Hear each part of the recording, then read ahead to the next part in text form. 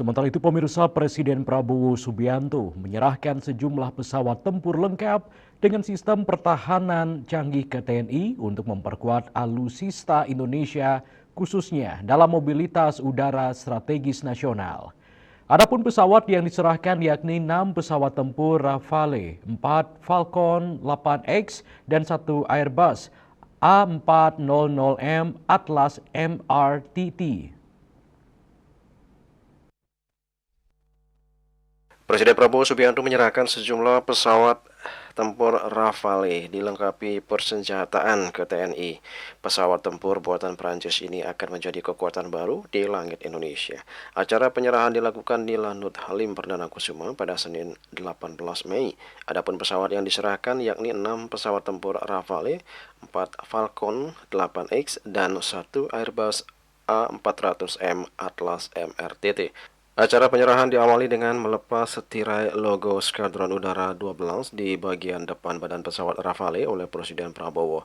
Pelepasan tirai secara simbolis ini menandai pengukuhan sejumlah alutsista tersebut sebagai bagian dari kekuatan udara strategis Indonesia. Selanjutnya, Prabowo melakukan prosesi penyiraman air bunga ke bagian moncong pesawat Rafale yang kemudian dilanjutkan dengan penyerahan kunci pesawat secara simbolis oleh Prabowo kepada Panglima TNI Jenderal Agus Subianto.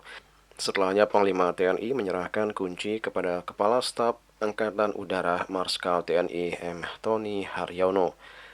Usai prosesi serah terima, Prabowo juga sempat meninjau langsung kondisi pesawat. Dalam keterangannya, Prabowo mengatakan penyerahan ini merupakan tonggak penambahan kekuatan nasional RI.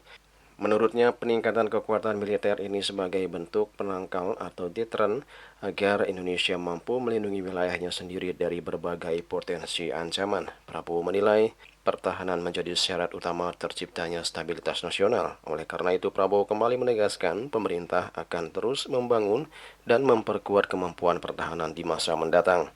Saudara-saudara sekalian, tadi baru saja kita menerima secara resmi dengan adat kita penambahan alutsista untuk angkatan udara kita. Kita menerima 6 pesawat tempur ya, Rafale dan pesawat angkut Falcon, pesawat angkut VIP dan A400. Ada radar juga. Jadi saudara-saudara, ini hanya saya kira salah satu tonggak penambahan kekuatan. Kita harus terus tingkatkan kekuatan pertahanan kita sebagai penangkal, sebagai deterrent. Kita tidak punya kepentingan selain untuk menjaga wilayah kita sendiri.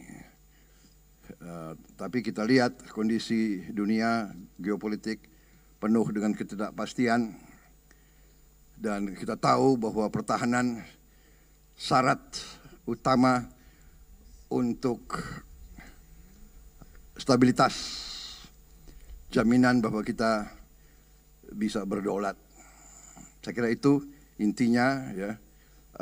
Dalam waktu yang akan datang terus akan kita bangun kekuatan kita. Kita ingin mengamankan wilayah udara, wilayah laut, dan tentunya wilayah daratan kita. Saya kira itu dari saya ya. Terima kasih. Jelas ya, tidak perlu banyak pertanyaan. Oke, selamat. Sampai jumpa kembali. Terima kasih. Julius Warte dan Ketua Semadias melaporkan.